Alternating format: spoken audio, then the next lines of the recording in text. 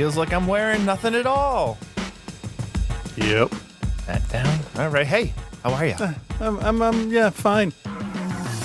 Good. Yeah. I'm also Good. fine.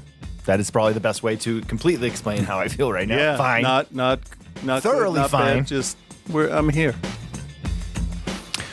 What's going on, everybody? Welcome back to Outside the Cinema, your weekly source for cult movie discussion. We are your hosts. I'm Bill. That's Chris. Thanks for joining us. If you're watching live on Twitch TV, thank you for joining us there. If you're watching the video feed after the fact, thanks for checking it out. If you're listening on Spotify or Apple or any of those places, thanks for being here. We appreciate it very much. If you're a Patreon, we appreciate you that much more. Yeah. All right, cool. So I was telling Chris right before we kind of started recording that I just don't have the energy today. I do not know what it is. I don't feel sick or like no particular reason why I'm run down. I'm just, some mornings you just wake up and you just don't have it. You just don't have it that day. Yeah. Yeah. I'm afraid that may be what today is. That's okay. It is It's okay as long as we don't do anything too different. We're all fine. Yeah. Well, I mean, speaking of not doing things different, we're gonna do the same thing we did last week, just with two different movies. Yeah. So it's December. We're digging through stuff that was released this past year, 2023. We will do that through the end of the year, and then our first episode in January will be our top 10 films from the previous year. Wait, sorry. Say that again.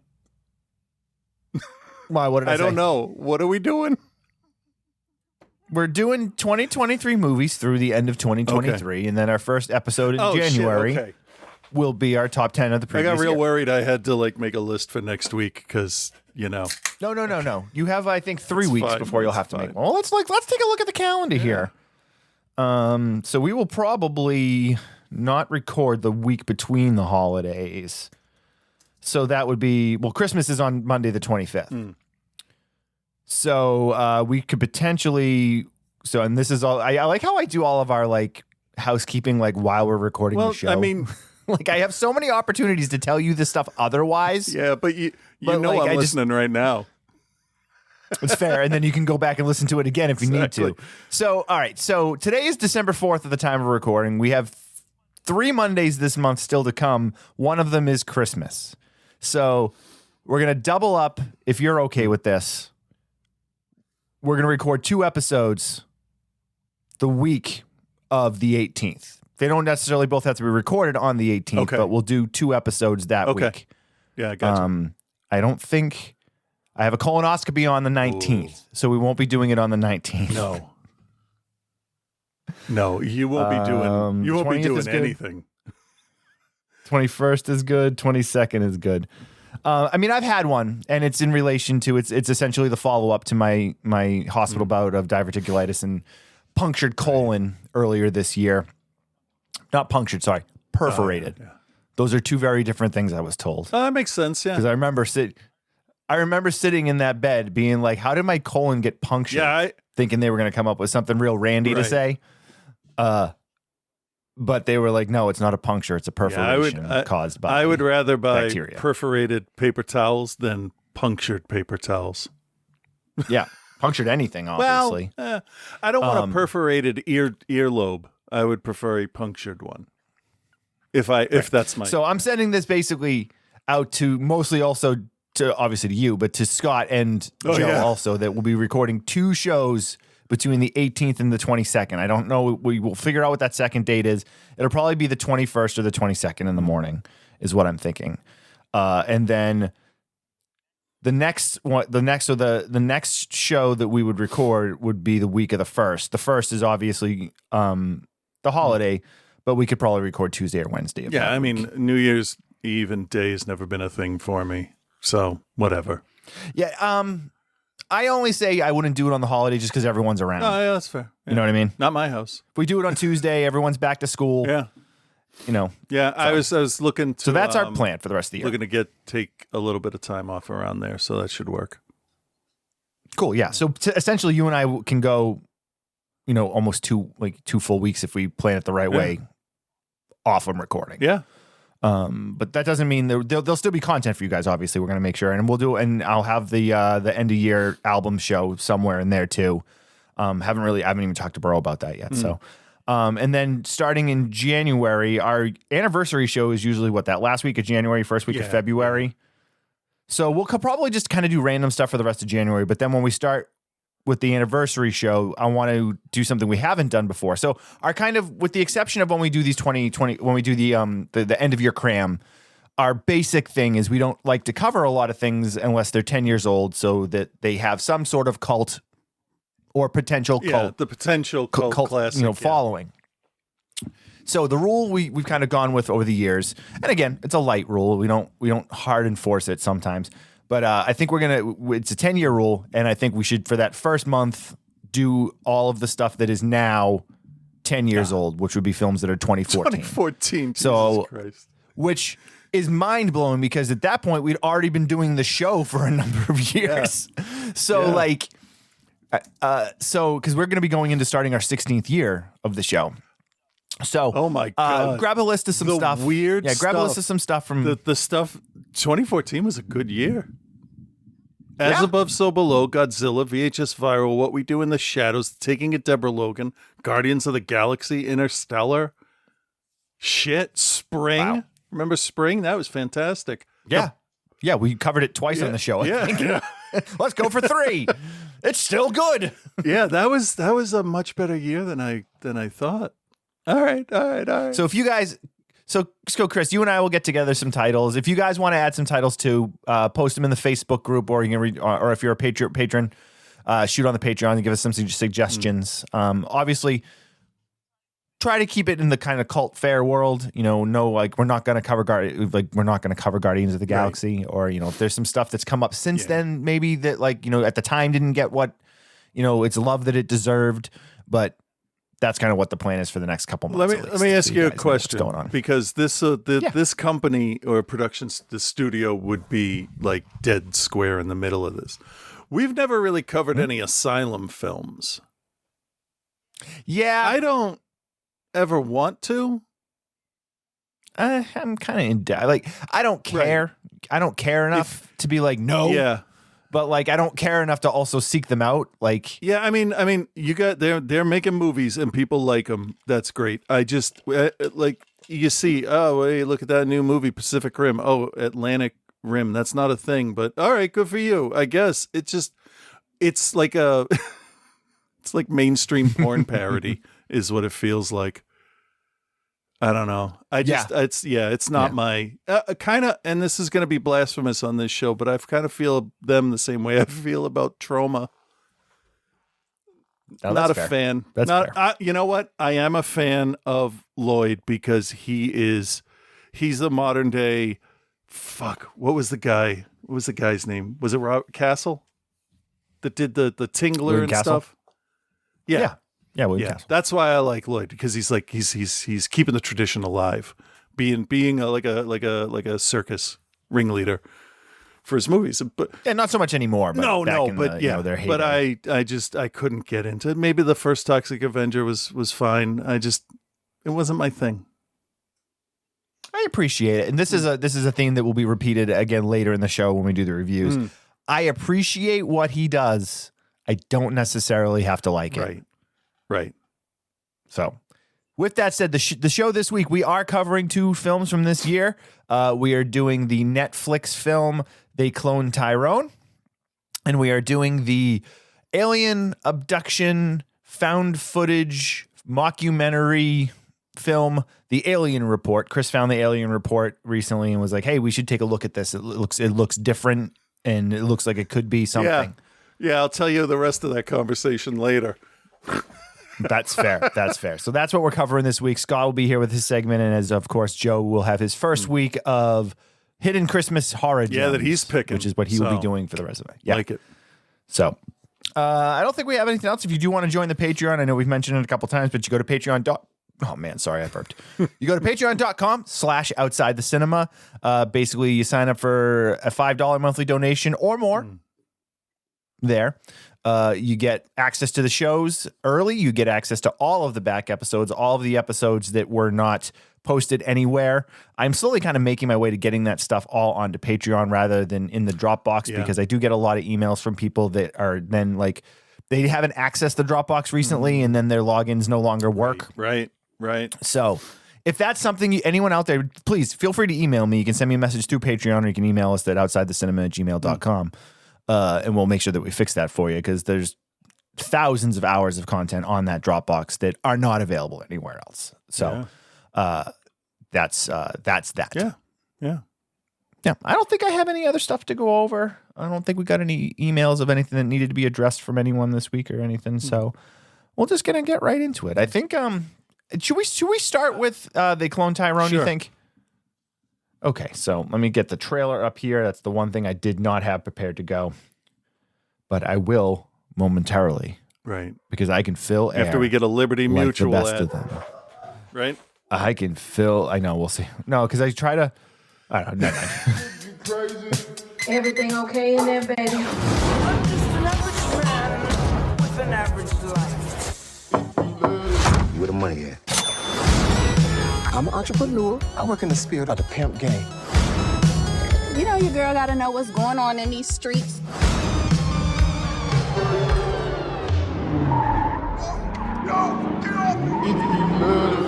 That's the car right there.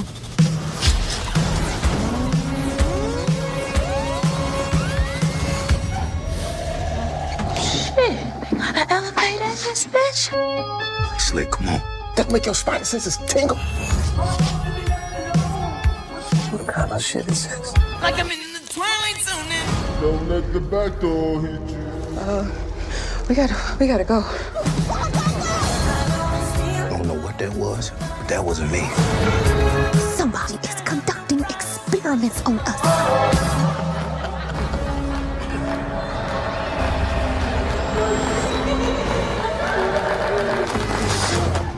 It's in the fucking chicken. The shit in everything. Grape train. Come the fuck on. This our homeland. We don't do nothing about it. Nobody will. Don't let the back door hit you. Come on, boy. Chill. Just fucking chill. Shit! Oh, this motherfucker did. Okay, we ain't got no time for no negativity. Go give me some goddamn wet lips. Something let's go.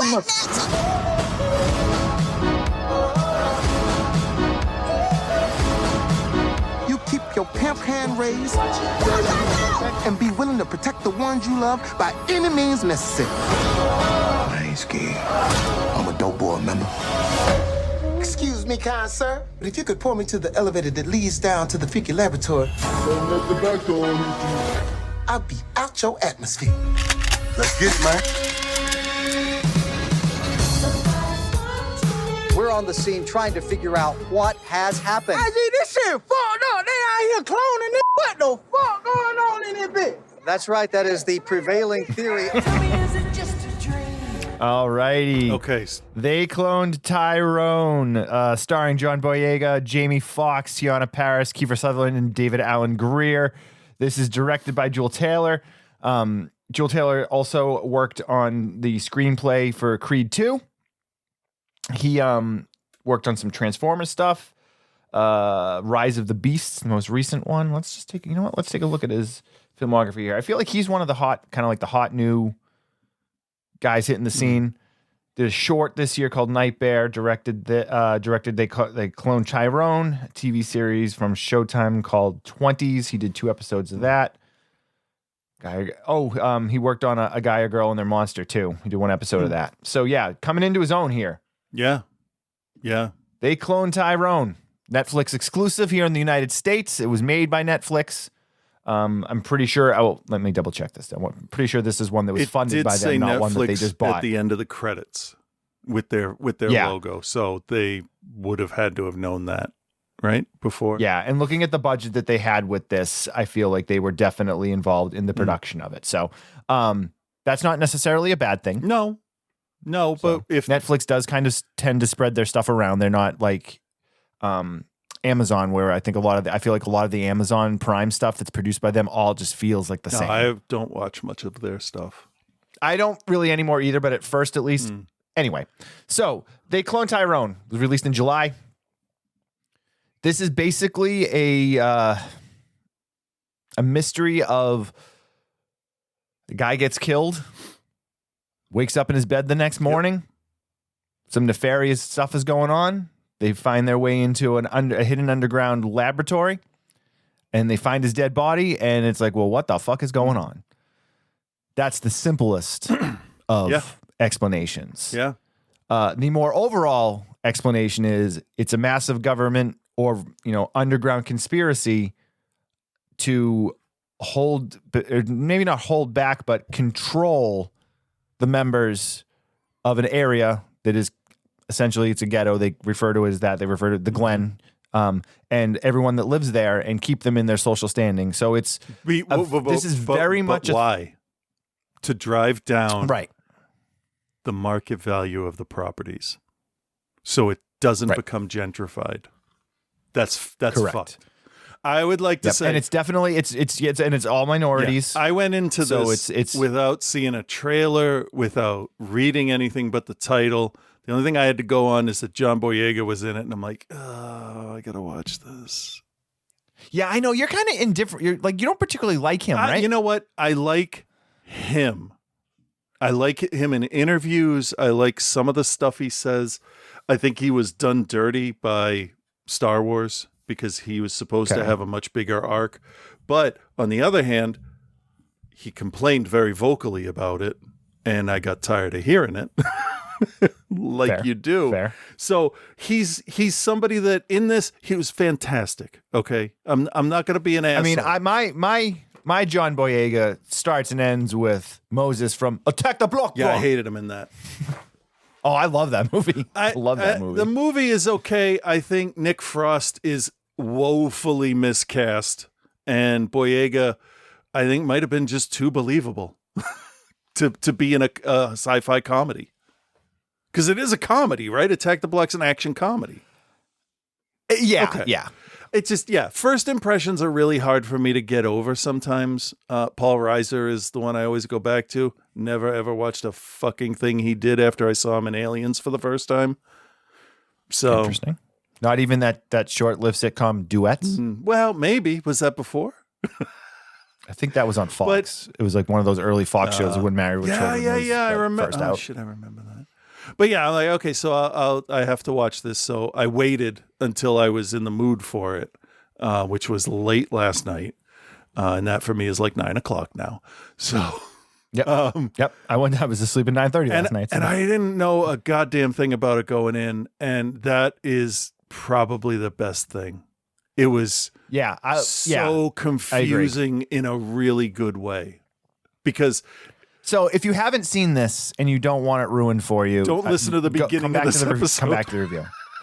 Well, no, we didn't give you anything there that you wouldn't have gotten from the trailer. Yeah, but I think you should avoid that too. I mean, you cannot advertise this movie without ruining any one single surprise. Stuff's going to happen. I'm glad I didn't watch the trailer because I would have been upset because it gave too much away. Yeah, I did watch the trailer, but one of the things that I'm kind of surprised with this is I'm not hearing a lot of talk about this movie. I wonder why. And yeah, because it asks too many questions. But like, and of course, my idea of like maybe I don't know, maybe it's very like highly talked about, good or bad, depending on where you fall on it. But my idea of like it hasn't showed up a lot on my Instagram feed of the like 400 people that I follow on Instagram. Yeah, no, and that's fair because that's your world. My world is similar to yours. I have, we have outliers, but this isn't a message for white people. No, at all. So and maybe a spoiler, but this is definitely an Easter egg. I was kind of pissed at first with what they were doing when we got to the fried chicken part. And then I'm like, okay, I got to go to the fucking, maybe somebody that worked on this other movie worked on this one. And then you go back and you look at the beginning, and behind Boyega when he's doing his little scratchers is a sign for Anaconda Malt Liquor. Yep. I did catch that. And I'm like, fucking brilliant. That's great. Yep. Good for you. Yeah, because the start of this film, I'd say the first 20 minutes or so is played very straight. Oh, it's horrifying. As a like a old school blaxploitation blaxploitation film. Rival pimps, rival drug dealers, rival gangs. Even 70s cars and clothes. Yep. Yeah, and it's shot and aged to. I'm pretty sure this. I've tried to find out, but it looks like it was filmed digitally and then run to film. Oh. And then run back to digital, which is why it's got such an authentic 35 millimeter film grain look to it. Because I think there's some pretty good filters and some pretty good effects you can add to a digital film now to give it that aged look. If you're curious, you can watch the Burn Pile video because I did in that. But it definitely has like a very authentic blaxploitation late 70s feel to it. And one of the things I thought that was really interesting with this film was you are given little Easter eggs and little bits of when this film is taking place, but it is never specifically told to you. No, but there was one. I gather somewhere. There was one. Okay, mid to late 90s is what I gather. That's what I was thinking. Yes. But there was one thing that nailed it down to a specific year. More specific. Like she mentions blockchain, and that was first thought up in like 1999, if I remember correctly. And it didn't get wide until like 2008. But so maybe somewhere between, if she's trying to learn as much as she can, like she was doing, it's possible she knew about it beforehand because she seemed the character seemed to really be into that stuff. Right. Well, I mean, the little things they give you, like all the phones are flip phones, right? But they're all criminals, so they're all burner phones, right? And also, as the story mystery kind of unfolds itself, this area seems like it could be taking place today. Yeah. You don't know, like in the way everything's kind of culled in together. It's really well done. Like the look of it, and they keep that rough, grimy 70s blaxploitation look throughout the film, even when it starts to move on to other things. They called one of the guys an Obama-looking motherfucker, so it's 2008 or later. There it is. I knew I would remember what it was because, I mean, there's only 8. When did Obama become a congressman? It was like late 90s. Nobody was talking about him back then. Nobody. Yeah, they were. No, my first remember of who Obama was when I was in 7th or 8th grade. I went to Disney with my parents, and CNN was doing a thing, and they were talking about his victory and how big his victory to get elected into Congress and how big a deal it was because he was so young, and he was like the first black congressman and for that time period, or who he defeated. I don't remember the details of, but I remember sitting in a hotel room on Disney World, and it was the lead story on CNN. And I'll never forget it because I remember then when he ran for president, I'm like, I know who that guy is. Interesting. Okay. So either way, all right. Getting back to the movie though. Sorry. So that is actually another good one. Like with blockchain, it became super popular like 20 years later. So yeah, every decision that was made in this movie, from the license plates to the posters on the walls, was all very specifically chosen for each scene. Oh yeah, I mean that's what I think works best in this movie is with those little things, like the scene when they raid the bodega to go down to find the elevator. Yeah. The elevator's hidden behind the non-alcoholic liquor. Right. Yeah. So like they know no one's opening the door, no one's taking the non-alcohol liquor. So right. Now, going into this, I knew nothing. So my first weird red flag was the first white guy with an afro. Yep. And then after that, they pull out after they this isn't the exact one, but they have a confrontation with the other guys that were in the barber shop, and they pull out of that strip mall, and it's like Ray Ray's nails, beads, and it was so racistly stereotypical of a black strip mall, black communities strip mall of black owned businesses, that I'm like, this is what a white person thinks black people are like. Yeah. No, absolutely. And then it's definitely it reeks of stereotype. I really wanted to text you, but it was too late, and be like, this is what I think is going to happen. I'm at this point. I know nothing else. Because I could say whatever I want in these reviews and claim to be a fucking genius, but I was pretty proud of that one. I actually was. Yeah, yeah. I was really happy because it kept me guessing the whole time. Is this a Happy Death Day, Groundhog Day kind of thing? Not exactly. Is it a body swapping thing? Not. Nope. Is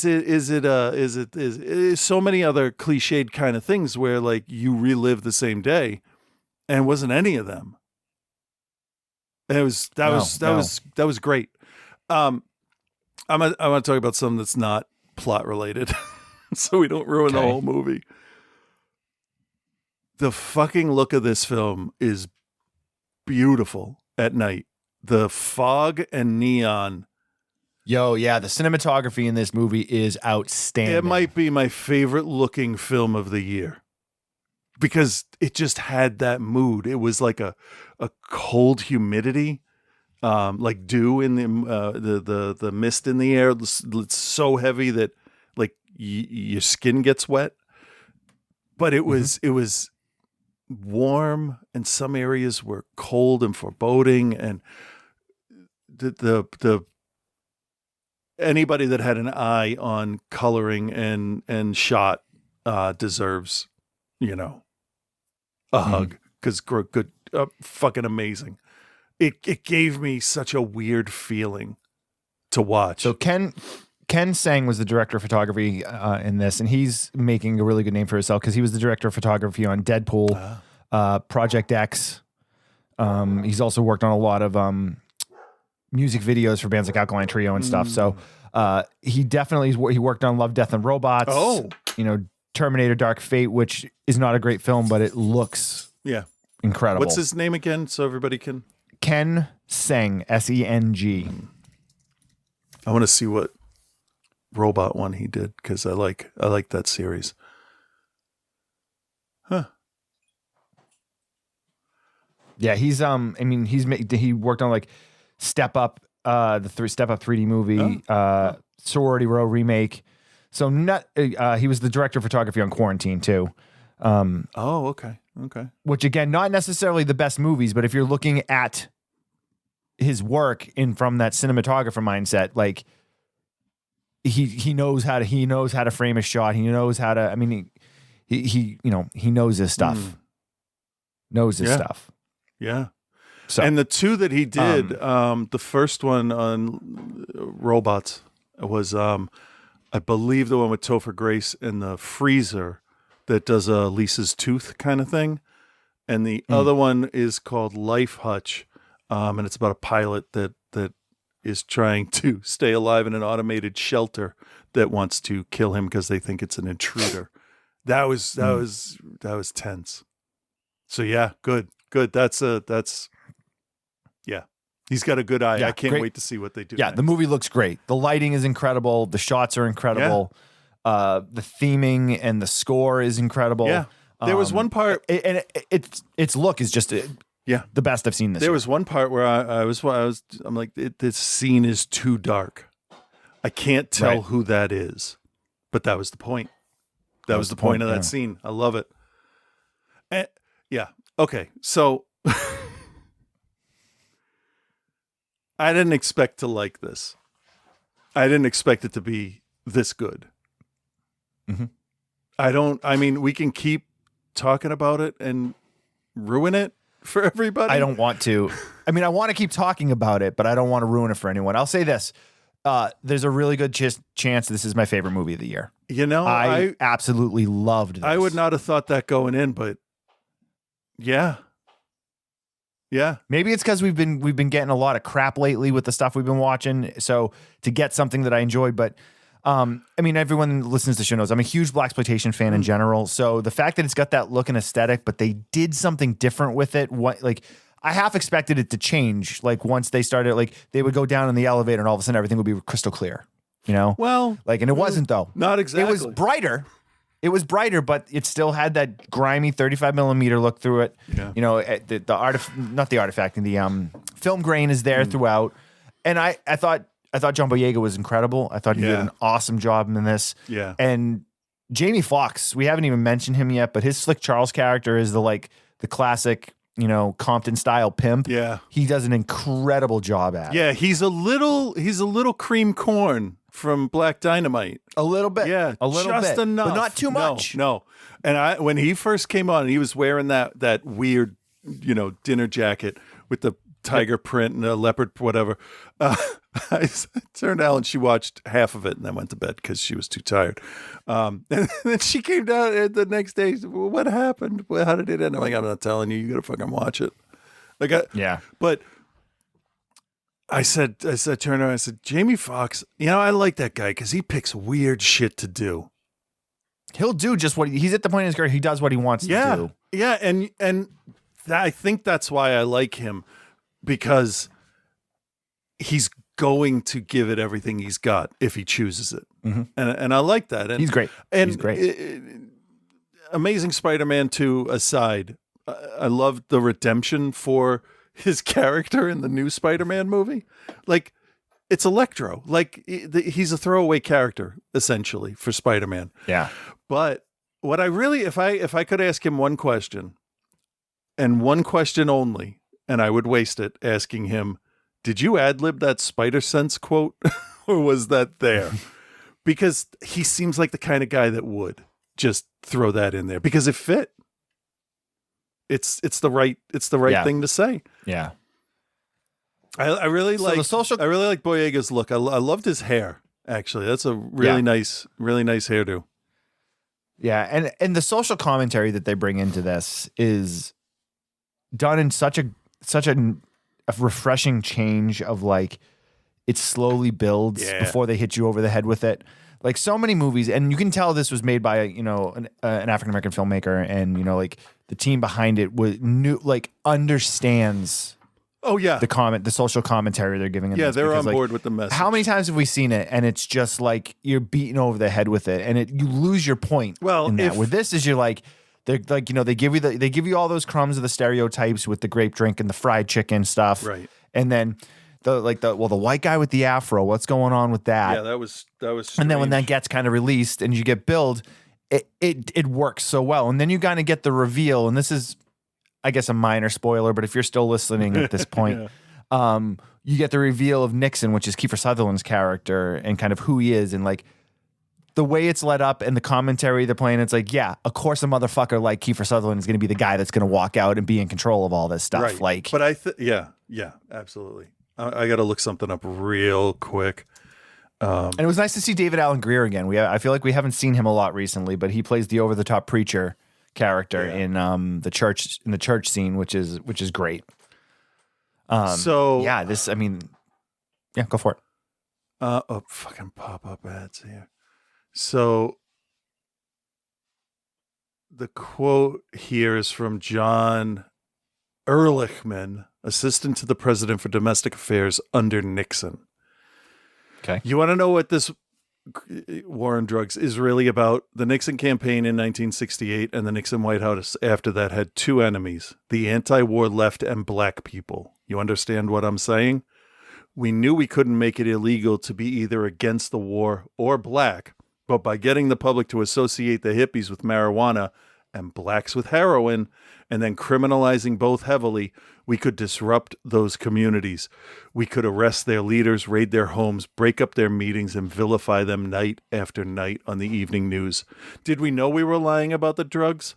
Of course we did. Nixon is the enemy of the African American in modern day. So that's why he's named that, because Nixon's a piece of shit. And finally, his fucking gargoyle died. Who was that quote from? Ehrlich. Fuck, I closed the window.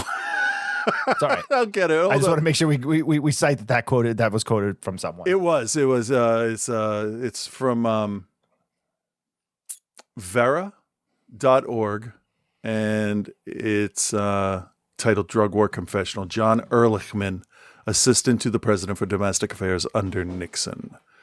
Piece of shit. So yeah, that's why he's named Nixon. All right. Because fuck that guy. You know what? Let's give this a grade. Yeah. Oh, hang on. Damn it. All right, Chris, do you recommend and what's your grade for They Clone Tyrone? I am going to recommend this after we've ruined the entire movie for you. So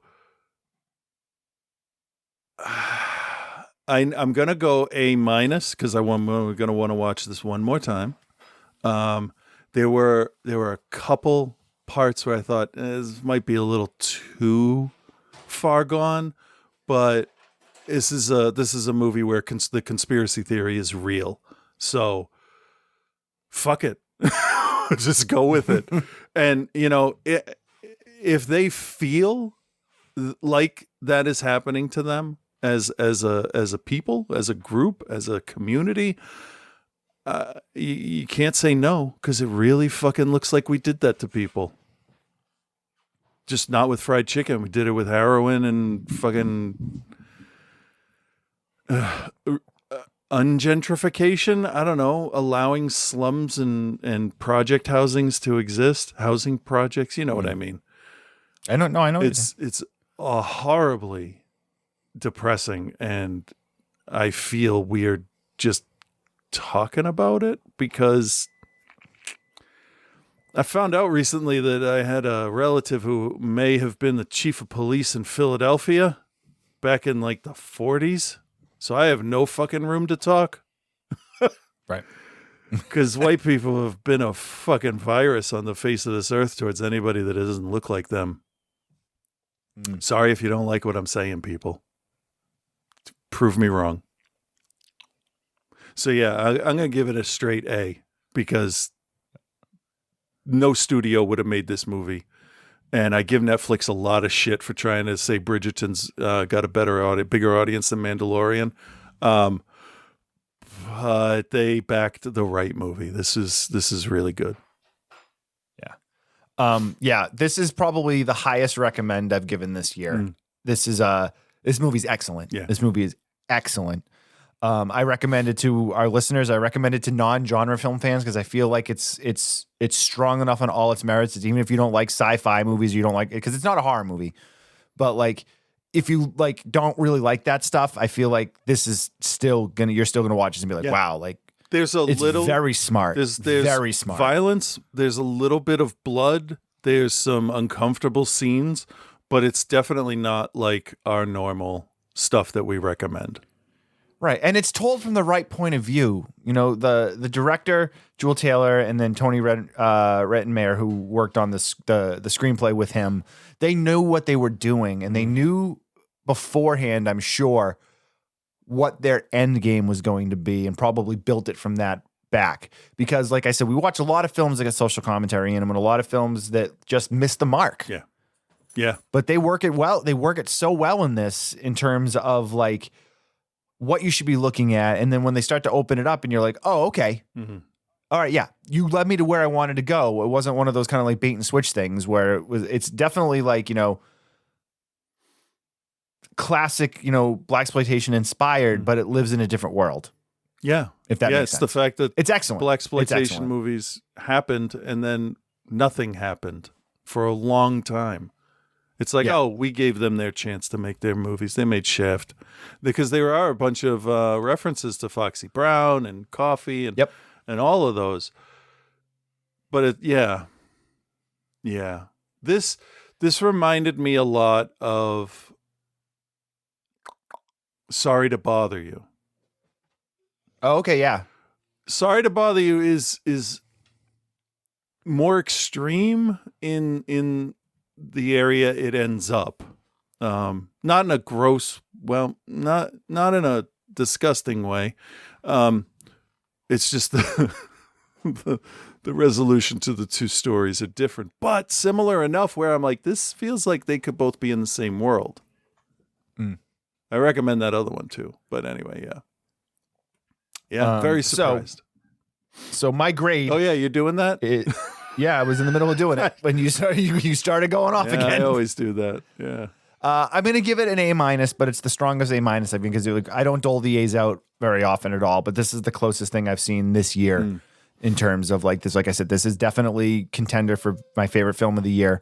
I think everybody will enjoy it, I think. Or, no, I should say everyone will enjoy it. everyone should watch it. I don't think everyone's going to enjoy it because there is a heavy social commentary that comes along with it. Yeah. So yeah, and anytime that one race is propped up as equal, the garbage people come out. This is true. All right. They cloned Tyrone, available on Netflix. Oh, and I don't have to say I can think of one thing wrong with that title, because even though our main character's name is not Tyrone, we still get an answer to why is his name in the title.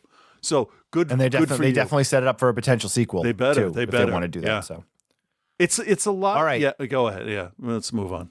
I could talk about this movie for like 4 shows. Feel free, just not right now. No, I'm good. All right, The Alien Report, 2023, directed by Patrick L. Donnelly, was best known as one of the hosts of the Overlook podcast. I don't know much about the podcast. I don't know much about him, but this is his first thing that he's directed. Here is a trailer.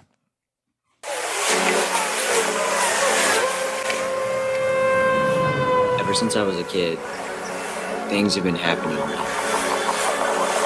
Strange things have been happening.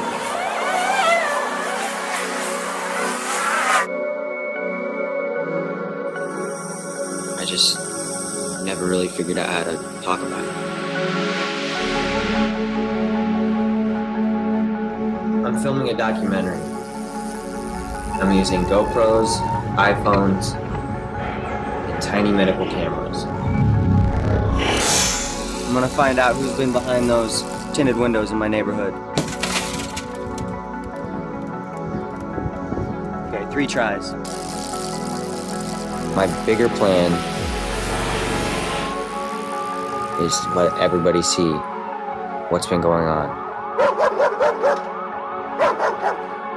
This will explain everything.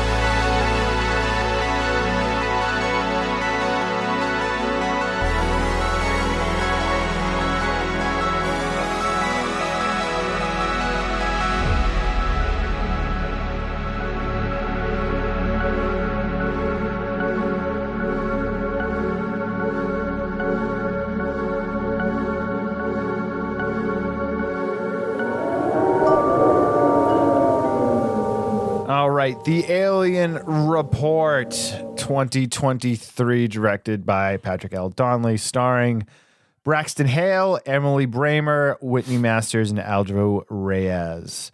So you had come across this one a couple weeks ago. Yeah, I don't remember I'd never how heard exactly, but yeah. Yeah, I'd never heard of it. Not me either until the trailer popped up. Yeah, and apparently it played at the Salem Horror Fest this past year. I did read that. Yeah. Yeah. Oops. It just goes to show, like, that film festival is one town over, and I don't even I know. No idea what's going on. First, I want to address before we start the pretentiousness of a podcast host deciding to become a film director. Like, fucking I can't imagine a podcast host that all of a sudden would be like, "Hi, I can make a movie." What an asshole! I know. I know, because I am one.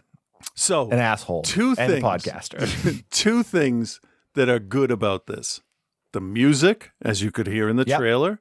Music is bombastic, loud, irritating when it needs to be. Very good. All the makeup effects.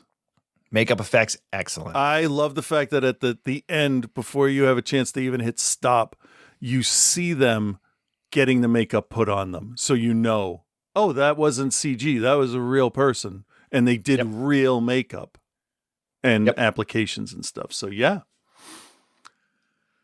Those are two good things. So, yeah, so we're dropped into this mockumentary. I guess is probably the best way. We are introduced to Braxton Hale's character, the narrator, also known as the abductee. One of the biggest things we always talk about for these found footage films and mockumentaries is if they follow their own rules they set. And this one is smart because at the beginning of it, you heard it in the trailer there. He talks about how, I've been abducted, since I was a child. So I'm filming all this. I've got GoPros, I've got iPhones, I've got these medical cams. And then they go on to explain what he's using and like where the hidden cams are and stuff like that. So props for showing us that. And then the footage, I'd say, follows the format of what those things are. So it's not like Frankenstein's Army, where they're like, this is the World War II, and we're filming things, and they shoot it on like a $35,000 Arri Alexa or whatever. You know what I mean? Like, yeah, definitely. This is shot on iPhones. This is shot on GoPros because there's even a point where he's doing a run.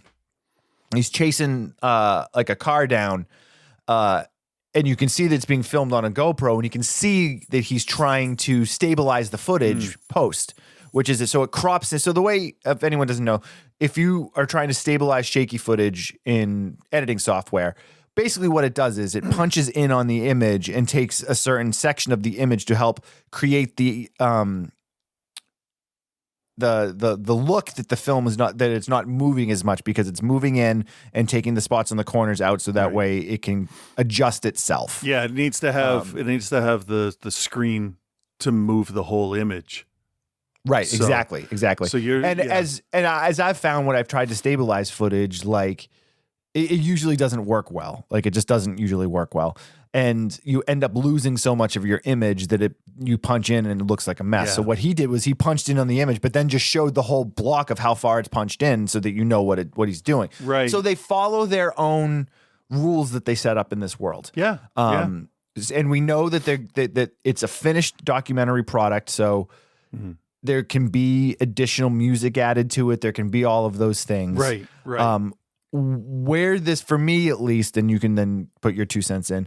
For me, though, where this film fell apart is in its storytelling. Yeah, I was going to say the editing. Yeah. The editing is bad. It's real bad because Scenes go on too long. Yeah, and there's scenes that don't need to be there that were shown.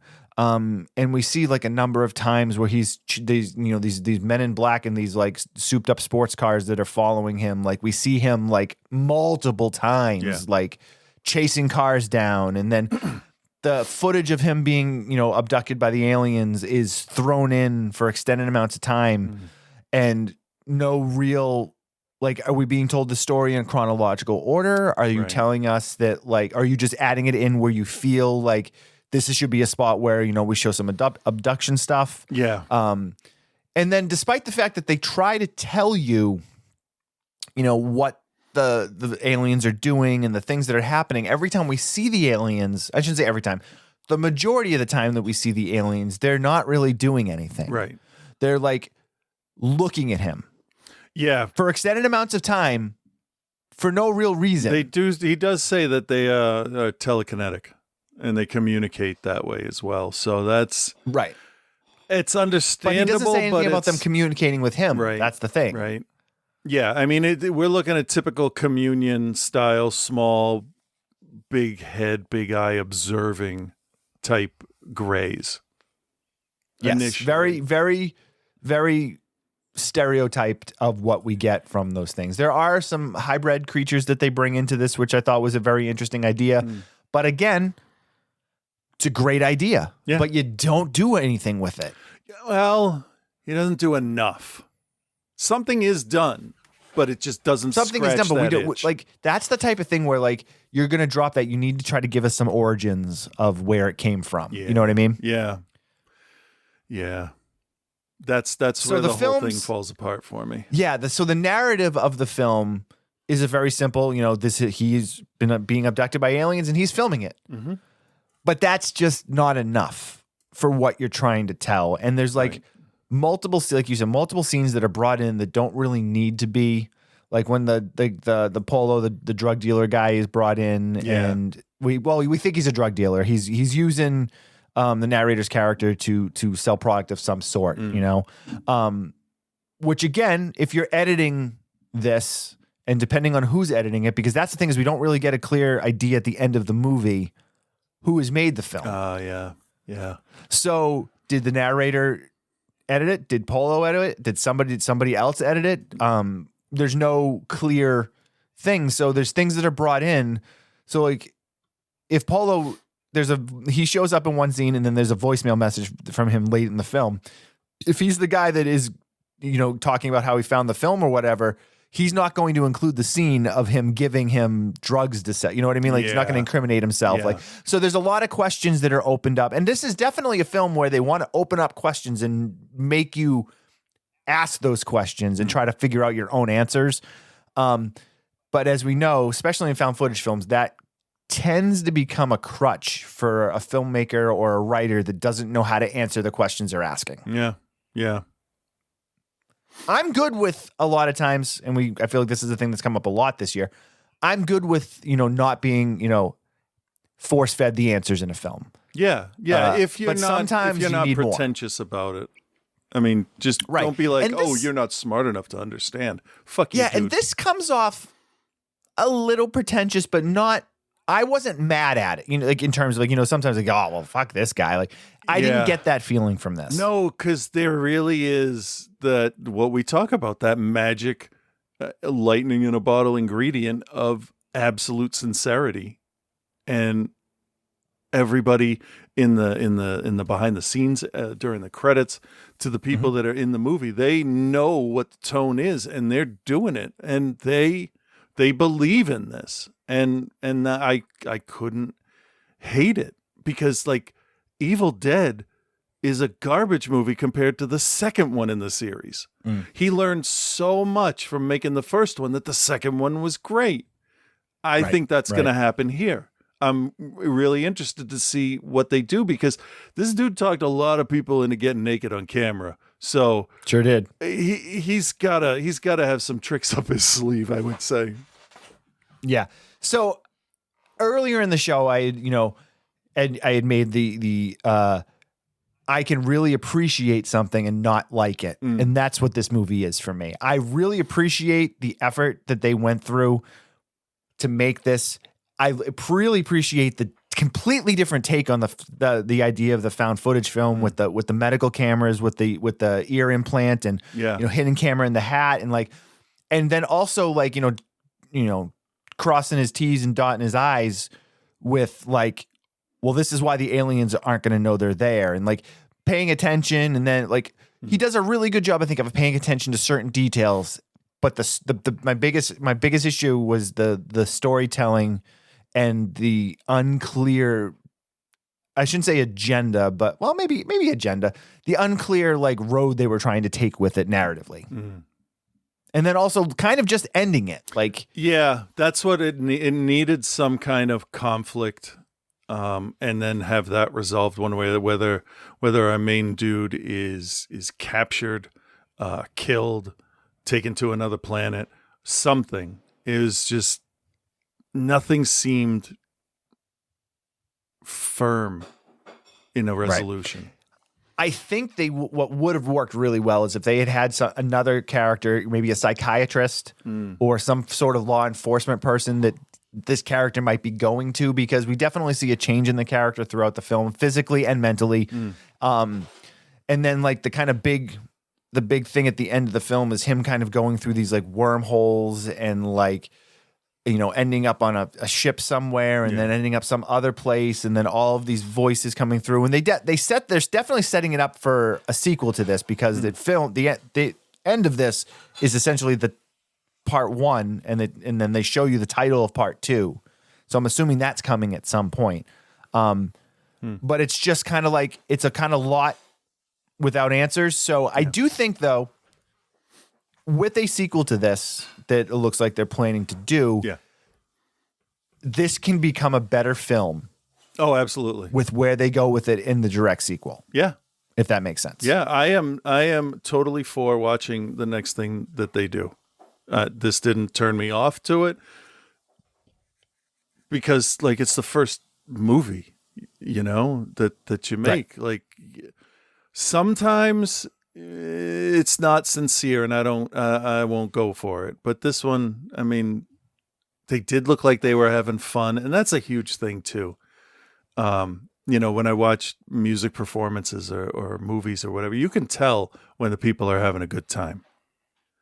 Yeah. There's just an energy about their performance that that's a good way to put it. You don't good get energy. when you're walking through when you're just doing like a Michael Caine, I need to buy a garage type of movie.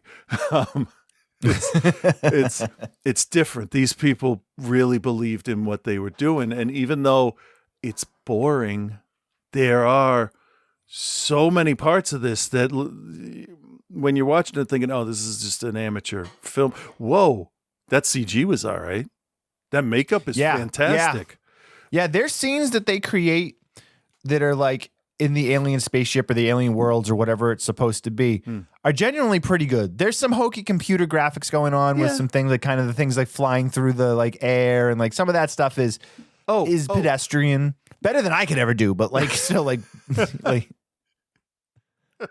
with the money they put into it at some point, I'm like, I feel like they could have hired a better computer graphics artist for a couple of those parts. Yeah. Although I was looking at the devices that were flying through the hallway. They sort of looked like the Satellite of Love with only one ball on each end instead of the bone shape that it looks like. But the ends of those flying transportation things, buses, whatever, it looked like the ends of a planetarium display where it has all the nubs for all the different light to come out all those sides. So it's just little things like that where I watch it. I'm like, okay, so that can't be by accident. So they know what they're doing there. And it is literally little things that are added that do that. Yeah. And it's literally just tighten this up. If it's 65 minutes, it's 65 minutes of tight, scary storytelling. Because there's so much potential, I think, in the ideas that they have here. Yeah. And they do some really, really effective stuff, not even just the alien stuff. Like there's a scene where he's chasing one of the cars and he chases it into an alley and the alley and the car disappears. Yeah. Like it's not there and it's a dead end alley. And it's like, okay, well, that was pretty cool. And then so he's walking back towards his camera because he's got his camera on the bicycle. And this person just kind of appears in the background out of nowhere. Yeah. And it's never mentioned again. It's never brought up again. Yep. The guy is just kind of there. Yeah. Yeah. And I think stuff like not getting a background on that, I like. I like that I don't too. know who the fuck that guy was. It reminds me of something else I want to say about the other movie we were doing. They cloned Tyrone. The license plates, I think, play a huge part in that movie because there's one point where they pull up and they're going to watch where the truck is going with the grape drink and all that stuff on it. And the car they pull up next to has a license plate and the letters and numbers. You can sort of have it read, watching you. WTCHGU, something like that. And they're watching them, but they're being watched too. And it's like that kind of thing where it's like, you're not going to catch it. You don't need an explanation for it like this, like anytime, whether it's that what was it? Butterfly Kisses, where the dude is like he gets closer every time. And they don't explain that at first, but they do later. But I love that if you caught that, the movie's better for you. Like in Inside, when the woman is standing right behind her at the sofa and slowly backs away into the shadows. And only if you're paying attention do you see it. And it's fucking horrifying. It is, yes. So good. They know what they need to do to get those things really just have somebody else look it over in the edit.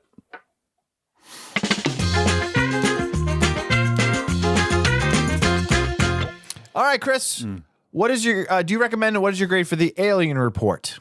I will recommend this. I've been on the fence about it because it's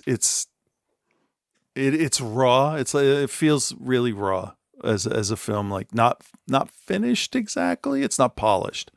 I feel like a lot of the scenes that have him just sitting there staring. There's a couple. The one on the train that was very Neon Genesis was nice. You know, you got a couple others walking down the street. Those are good. But it seems like they extended the scenes to give it some kind of fake tension that wasn't there. Yeah. And whether that's on purpose or by accident, it didn't work for me. Not maybe a couple of times, but there were scenes that were way too long. A lot of standing and just looking at each other. And it does seem like a natural conversation between two people that are at odds with each other, like the drug dealer dude that steals the camera.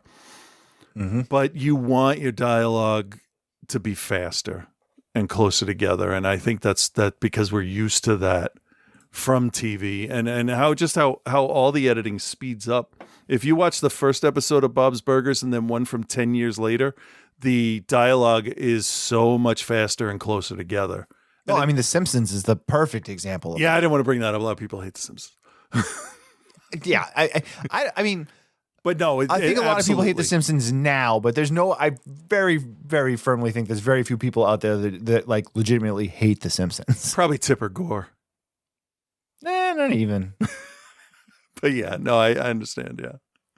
But yeah, I mean, and they'll get better, and they will definitely. I think I can't imagine they would make something worse than what we just saw, so they can only get better. So good for them. And I'm gonna give it because it's first time filmmaker, right? That's what we're. As far as I can tell, yeah. Yeah, I'm gonna go with a B-. Okay. Because it shows a lot of potential as a filmmaker, and I think the more people that get eyes on it, the more exposure they'd have, and the better chance they have of doing something good after this. Not that this wasn't good; it just wasn't great. It was okay. Yeah. I'm gonna be nice to this one. That's fair. I'm gonna give it like kind of like a tepid recommend. I'm gonna grade this two different ways. I'm gonna grade it first here based on if this is the only piece we get and this is it. Yeah. It's a lower grade of a C- for me because the narrative storytelling is a mess. Yeah, and I there's agree scenes with that you. go on too long. Yeah. There's too many things happening and not enough answers being given. We're raising these different questions and then kind of just leaving them out there to flap in the wind and never addressing it. So if this is all you get, it's a C-. It's a mess. Yeah. It's hard to watch. It's supposed to look bad, but it looks bad. You know what I mean? Yeah. Like if I'm being honest, it does not look, I mean, I do like that we get better HD style looks at the aliens and that type of world as opposed to the quick flashes that we get in so many different other found footage alien films, which, you know, most of which are pretty bad. But it's biggest foil for me is the fact that its storytelling is just, there's just not enough there. You know, we get a little bit of background on the narrator character about how he grew up through the foster system and then a grandmother took him in, and there's a lot there. And the most interesting thing is the guys in the cars. And then when we finally get a look at one of the guys in the cars, we then get nothing else. Right. They kind of don't go. I'm like, this is easily the most interesting part of this movie, and you don't go back and readdress it. Yeah. So, but I'm going to give it a second grade of an incomplete, if that makes sense. Because I feel like we get a good sequel to this that answers a number of the questions that are brought up in this or expands on the world and doesn't maybe even necessarily answer the questions, just kind of gives us a little bit more light on the overall situation because there's definitely some sort of conspiracy thing going on here. And it's just not enough information yet. I think it has a lot of potential.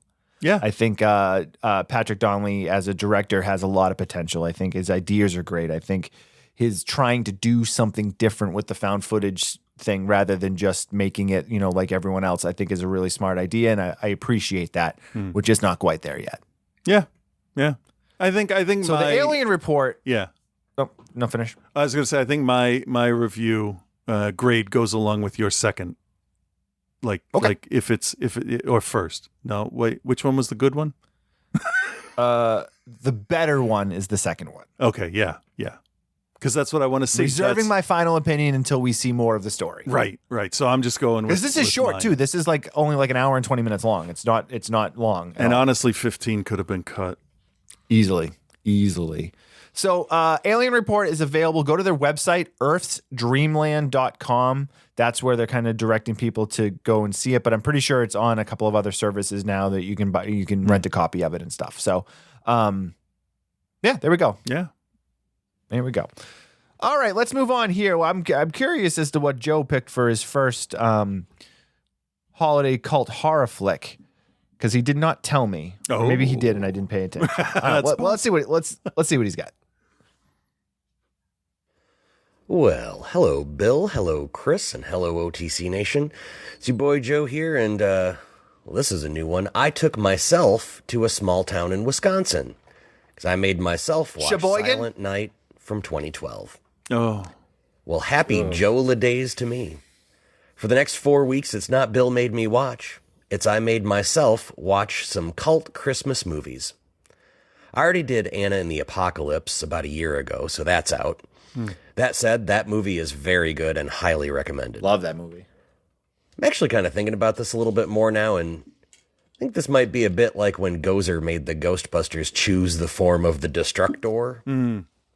Let it be known that I'm open to suggestion, and if you want to hit me up on Facebook or the OTC group chat, you are free to drop a movie suggestion in there. Now let's talk about the greatest movie poster and or VHS box cover of all time. One of my most vivid memories of strolling the aisles at Alger Heights Video was seeing the OG Silent Night, Deadly Night for the first time. I think I was like 10, maybe 11. From the lighting to the texture of the picture, Santa coming down the chimney with a double-headed axe, and the little warning on the corner of the box cover that said that this movie was too violent for the big screen. I didn't know the story at that time. I was obsessed with it. It was a few more years before my dad let me rent R-rated movies, but it was one of the first ones I did rent, and it was good. Obviously, my expectations had been set a bit high because I went to go look at that movie every single time we went there. It's still a good movie. Then there was part 2, which was, I don't know, 65% clips from part 1. After that, for Silent Night, Deadly Night, oofa doofa there, bud. What are we doing here? Cut to last week, and I was looking at cult Christmas movies and had that, oh yeah, I forgot that movie even existed thing. Turns out, Silent Night from 2012 is actually canon and a loose remake. Who knew? Probably everybody knew but me. I don't know. I've seen all the other Silent Nights, so let's see if Malcolm McDowell can do what he does and make this better than it should be, just by having nothing better to do the month they filmed this. All right, I'm 20 minutes in, and this thing is sleazy. And I mean that in a good way. It's sleazy in the way that good slashers are. We open the way a good slasher horror does with action instead of 20 minutes of character development. Some cheating dude gets hilariously electrocuted. He smokes and his eyeballs burst. All right, movie. You got me. I'm in. Jamie King, all 105 pounds of her, is a sheriff's deputy who lost her husband and is a sad cop. Well, she should be able to find him if she's a cop. And the priest defies stereotypes by being really inappropriate with someone who's over 18. Nothing in this movie will be grosser than the priest, like, putting his hand on her shoulder and licking his lips while consoling this lady about her husband, who's either dead or he left her. They were never really clear about that. Donald Logue, that Donald Logue, is a really cantankerous Santa Claus red herring, and Jamie is about to shove a nightstick up into Santa's sack, but she gets sent to investigate an abandoned house that has reports of a terrible smell coming from it. I wonder what that could be. Farts. She goes downstairs to find her cop buddy, who is the guy that got 1.21 gigawatts up his butt earlier. She pukes, and I'm like, congratulations there, deputy. You just contaminated the crime scene. That's just outstanding police work. Yeah. Okay, so far this has been a pretty serviceable horror flick with a throwback feel to the kind of medium-strength, mean-spirited slashers of the 80s. But Santa just chased down a lady who was shooting cheap porn in a hotel room. Like, she's mostly naked. She's just wearing panties, and she's just running through the streets away from Santa. Nobody's around. Broad daylight. I don't know. He chops her leg off with a downward swing of the axe, which of course sends it cartwheeling through the air because physics isn't a thing. Right. She struggles for like a full minute, showing no signs of fading due to blood loss, even though she has half a leg. And there's a tree chipper that's just running. And he unceremoniously dumps her in feet first, which is kind of the worst part. And she's still screaming, even though she's mulch from the waist down. Like, I don't give a single fuck what else happens in this movie. This is a good movie. It's not, but it is. Quick break, because I was on the wiki for this movie. While the movie itself is exactly what you think it is, and exactly what it should be, the business behind it reads like a case study for ineptitude. Interesting. Some business bro caught a screening of the OG movie and convinced another business bro with connections to get a remake together. The writer of the film, I'm going to clear my throat because this information bears it. The writer of this film had never seen Silent Night, Deadly Night and didn't watch Silent Night, Deadly Night, wrote this anyway. Who the fuck is that moron? It was made for $3.7 million, and it made $117,000 worldwide. Assuming the information is correct, it made $14,000 in its U.S. theatrical release. Can you imagine? Yes. Holy ho ho ho shit. I can. I'm sure it made a fair bit of that up on video, but still, it's like this movie was made on like a Trading Places-esque bet. Like, I'll bet you $1 you can't make a Silent Night, Deadly Night remake and fuck it up. I bet if you're listening to this podcast and you haven't seen this movie, and I asked you to tell me what happens in the third act, you'd probably get it at least mostly right. It follows the slasher handbook to a T. Multiple red herrings, cat and mouse. People are doing things that people would never do in these situations, but good gore. Really good gore. Oh, and the look of the film is perfect. This is a great, good, bad movie example. Like, the executives behind it may have acted like a derogatory word that we called people in the 80s that I don't say anymore. But the people who actually made the film, boy, they tried like hell to make a good movie. With one glaring exception. But that's a thing for the thing. So here's the thing. The good. The tone and the look of this movie were absolutely perfect for a modern throwback to 80s slashers. In that whole realm of, you know, all the remakes, this one looks like an 80s slasher. Fantastic gore. I'm sure someone clued the writer into some tropes or gave him some notes from the first two movies, because there's a few references to the first and second films, including, yes, the obligatory Garbage Day reference. The bad. Here it is. The script. Oh, Bill. Oh, Chris, the script in this film, it's like it was written by like some giggling 8th grade boys. Silent Night was fun, and it does get a pass. I think it may have suffered from coming at the end of the cycle of modern remakes of 80s horror. Like, it needed more work. Better people needed to be behind it. They could have gotten there. Still worth a watch. Still not sure what I'll be back with next week. My wife suggested the Mary-Kate and Ashley Olsen straight-to-video Christmas movie, To Grandmother's House We Go. No. It won't be that. Good. Until next week, be good, everyone. All right. Thank you very much. Joseph? I had forgot that film even existed. I'm still pretending it doesn't. That's fair. All right. Reverend Scott is back. He says Halloween night might be over, but I got a super scary one to talk about. I'll be the judge of that.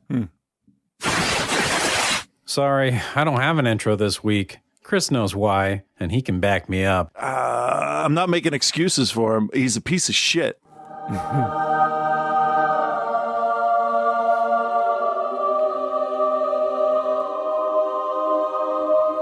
What? Yeah. Holy shit. Yeah. With Reverend Scott. I'd like to come inside you. Who the No.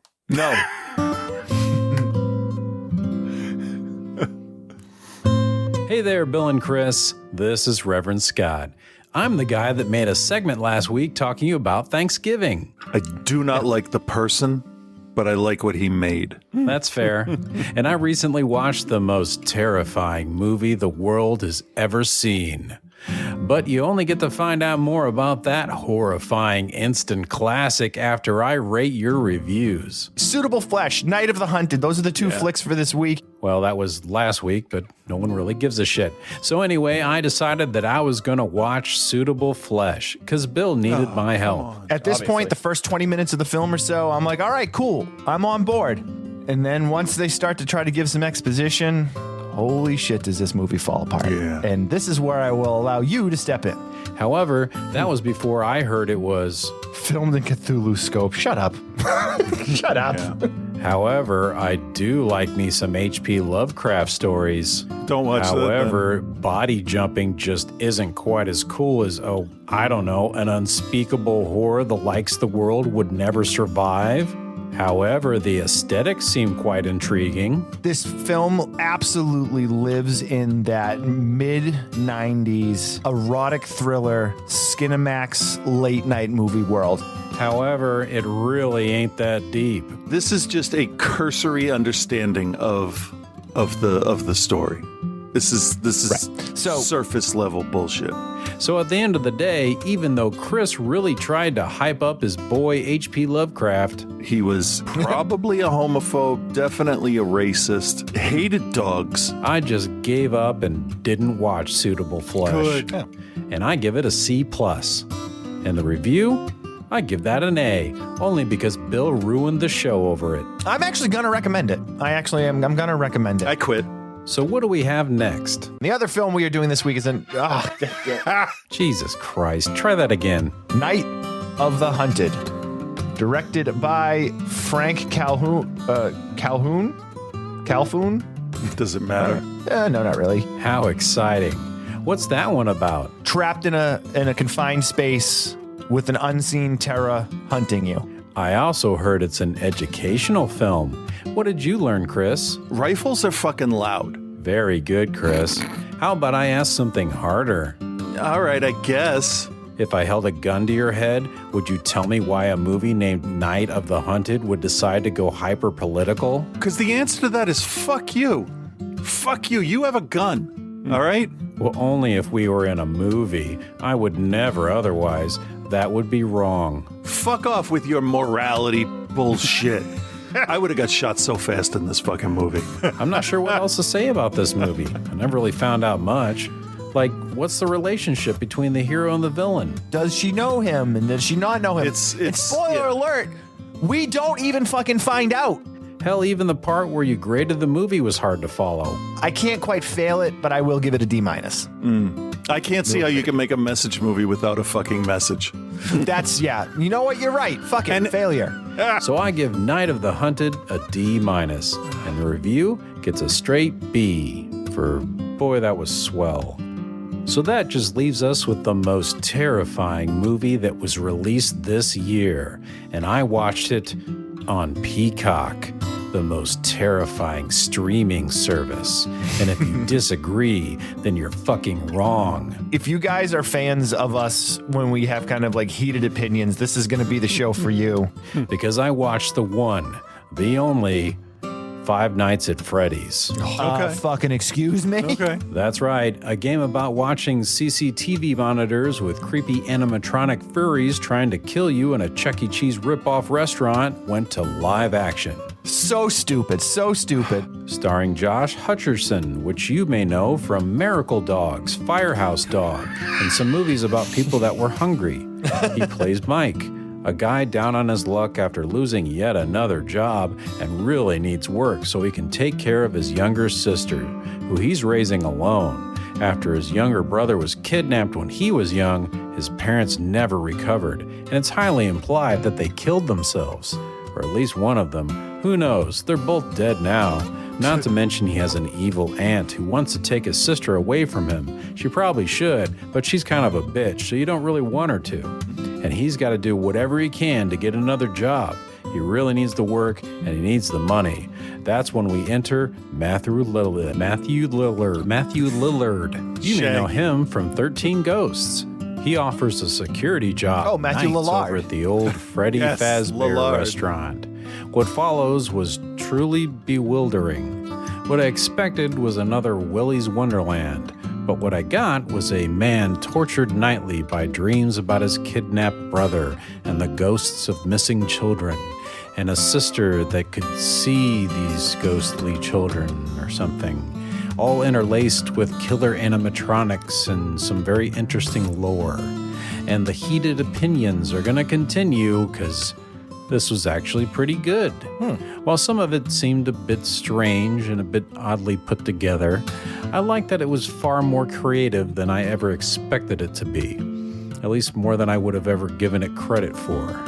There's even a few surprises to be had in the story. You never quite know if you can trust these animatronics, or fear them, or pity them. And by the end, you'll probably be saying, Oh, well, what about the people that you hurt? Oh, what about the people that I saved? Well, what about go fucking yourself? Because you're all scum. Five Nights at Freddy's isn't exactly a great movie, and it certainly feels like a PG-13 horror movie at most times. And by that, I mean it's the most terrifying movie of the entire year.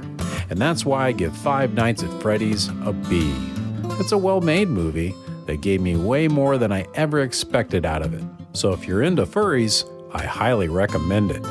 Holy shit, am I still talking? Yes. I better stop that shit right now and go put up my Christmas tree. See you next week. But until then, peace and love, guys.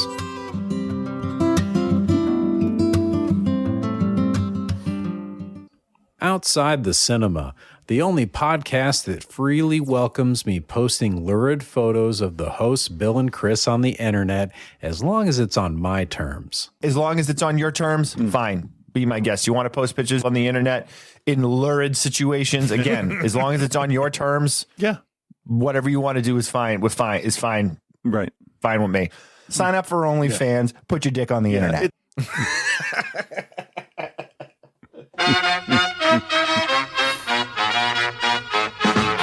Oh, okay.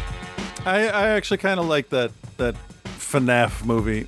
My kids are really into it, or they used to be, and they said it was pretty accurately done. I know nothing about it, Me and either. I don't want to. So don't try to tell me if you're out there and you're like, oh, Bill, it's pretty good. No, I don't care. No, I mean, if you're not into the game, you're better off with Nicolas Cage doing his thing. I did buy that was still the good. Texas Chainsaw Massacre game that I'm going to give to Travis for Christmas. Oh, yeah? Because Nice. I'm a good dad. So next week on the show, we're doing Birth, Rebirth, which I believe is a Shudder film. And then we're going to do it. We're going to do Talk to Me. A lot of people, that seems to be the buzz movie this year. Oh, why? So, what? Why? Because people are talking about it and saying it's good. Okay. So we'll see. We'll be the judge. I know Scott covered it a few weeks back. He seemed to like it well enough, but we'll see. So Okay. there it is. Follow us at on Instagram at OTCBill at Cthulhu. You can join our Facebook group. Just go into groups and search Outside the Cinema, and it'll be there. If you want to join our Patreon, which would be the best way to support the show, go to patreon.com/OutsideTheCinema. There you have it. Another week, another show. Boom, done. Everyone enjoy themselves. We'll talk to you very, very soon. Say bye, Chris. Bye.